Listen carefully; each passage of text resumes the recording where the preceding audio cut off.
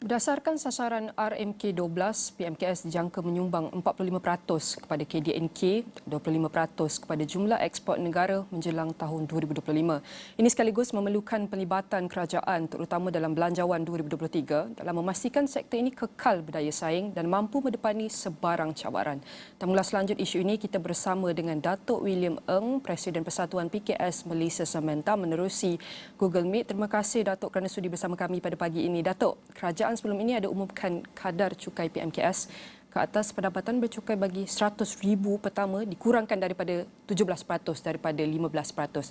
Adakah Datuk ada lihat benar-benar ia merangsang perniagaan PMKS dan adakah ia wajar dimasukkan dalam belanjawan kali ini? Ya, selamat pagi. Sebenarnya dari pihak Samenta kami meminta untuk kali yang sebelum ini supaya pendapatan bercukai bukan 100,000 tapi 500,000 utama dikurangkan kepada 15%. Tapi kerajaan memutuskan untuk menghadkan kepada 100,000. Kalau kita lihat antara cabaran utama PMKS ketika itu bulan Oktober dan bulan November tahun lepas, adalah isu dana yang sedia ada telah pun digunakan untuk membiayai perniagaan termasuk membayar gaji, membayar bekal dan sebagainya.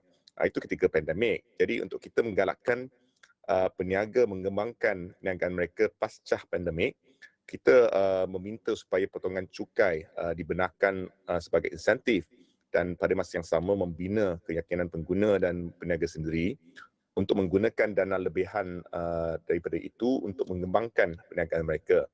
Jadi untuk belanjawan yang akan datang perdagangan ini masih dalam wishlist kami lah. Dan 2% ini bermaksud penjimatan di antara 2,000 hingga 10,000 setiap PMKS dan sebenarnya tidak membebankan kerajaan pun. Kerana sekiranya wang tersebut dilaburkan semula ke dalam perniagaan, bermaksud kerajaan turut dapat mengecaskan cukai yang lebih banyak dari keuntungan. Jadi pada pendapat kami memang wajar kalau potongan cukai ini dimasukkan semula dalam belanjawan kali ini.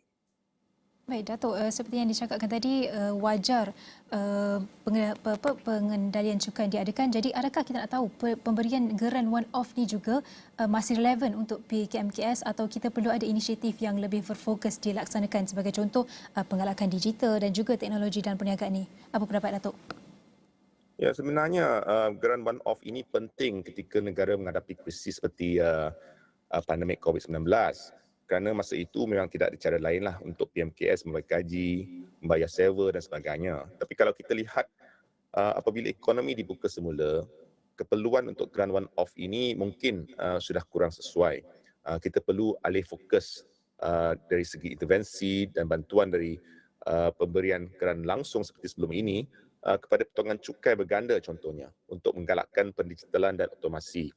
Saya rasa itu adalah sebabnya antara wishlist kami adalah potongan cukai berganda untuk sebarang pelaburan semula untuk tujuan pendigitalan dan otomasi untuk tahun tafsiran yang akan datang. Jadi pada pendapat kami adalah berpenting ketika ini daripada pemberian geran untuk kerajaan mengadakan handholding dan meningkatkan pengetahuan antara PMKS dari pemberian geran one-off tadi. Jadi sudah tentu akan ada pelbagai pinjaman perniagaan dijangka akan diumumkan oleh kerajaan. Namun bagaimana dengan syarat-syarat pinjaman? Adakah terlalu ketat dan akan menyukarkan iaitu para peminjam dan bagaimana agensi boleh menyediakan program atau skrin yang sesuai dengan saiz dana dengan intipati untuk bantu PKS? Ya, saya rasa seperti tahun-tahun lepas, setiap kali kita diumumkan ada pinjaman yang dijamin kerajaan, pastinya pinjaman tersebut cepat diambil oleh PMKS yang disasarkan. Kadang-kadang kita dapati ada PMKS yang terlepas, terutamanya untuk pinjaman yang rendah atau tanpa faedah. Saya rasa sebab itulah kita telah pun beralih dari pinjaman langsung kepada skim jaminan supaya PMKS yang betul-betul berdaya saing dan mampu membayar kembali pinjaman diberikan keutamaan. Untuk mereka yang kurang berupaya ataupun mungkin perniagaan mereka masih baru lagi dan tidak memenuhi kriteria tertentu, kita masih ada tekun contohnya, di mana syaratnya biasanya lebih rendah. Satu lagi dan yang ini Samenta ada berjumpa dengan Menteri Kuskop baru-baru ini dan mendapatkan jaminan beliau bahawa syarat pinjaman tekun yang sebelum ini di mana tanda tangan AJK parti tertentu diperlukan, sudah tidak lagi akan diamalkan untuk masa depan. Jadi syarat pinjaman dilonggarkan supaya PMKS yang memerlukan pinjaman boleh dapat pinjaman. Dato', kalau kita lihat sebagai contoh usahawan PMKS di luar bandar, sudah tentu pelbagai cabaran atau kekangan dihadapi mereka seperti dari segi logistik, internet, pendigitalan dan juga dari segi perniagaan lah secara khususnya. Jadi adakah perlu ada sokongan khusus buat usahawan ni? Ya, kalau kita lihat usahawan desa ini memang ada kekangan yang berlainan dari mereka yang di bandar, terutamanya dari segi logistik dan infrastruktur dan sebagainya.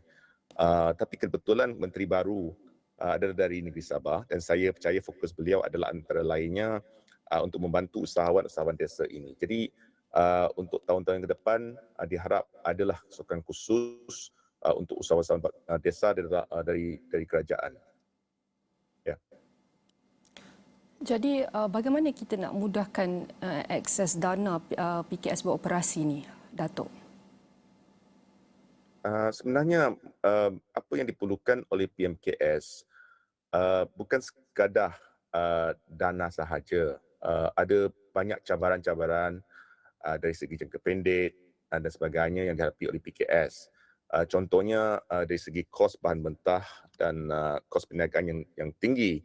Dan saya rasa cara yang paling berkesan untuk mengatasi cabaran jangka pendek ini adalah untuk memberi sedikit kelapangan untuk PKS mengambil buruh asing seperti yang telah pun diumumkan oleh Menteri Sumber Manusia baru-baru ini.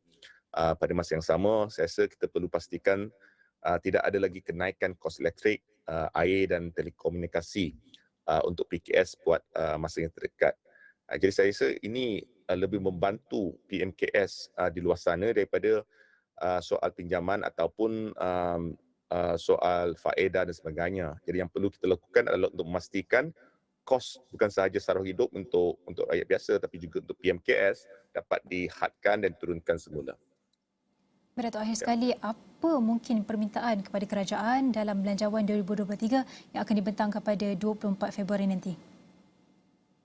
Ya, antara yang kita mahu adalah potongan cukai berganda untuk sebarang pelaburan semula untuk tujuan pendigitalan, otomasi dan pematuhan piawai ESG bagi tahun tafsiran 2023 dan 2024. Kita lihat selepas pandemik ini, banyak PKS dia mahu melabur semula ke dalam perniagaan mereka tapi kurang keyakinan kerana isu ketidaktentuan di dalam politik, dalam ekonomi dan sebagainya.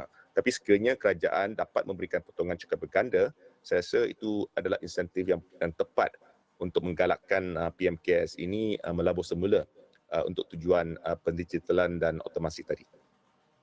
Jadi sekali lagi kami ucapkan terima kasih kepada Datuk William merupakan Presiden Persatuan PKS Malaysia Sementa kerana bantu kami memahami bagaimana rangka Belanjawan 2023 ini dapat memacu sektor PKS dan bantu ia kekal berdaya saing. Sekali lagi saya ucapkan terima kasih kepada Datuk William.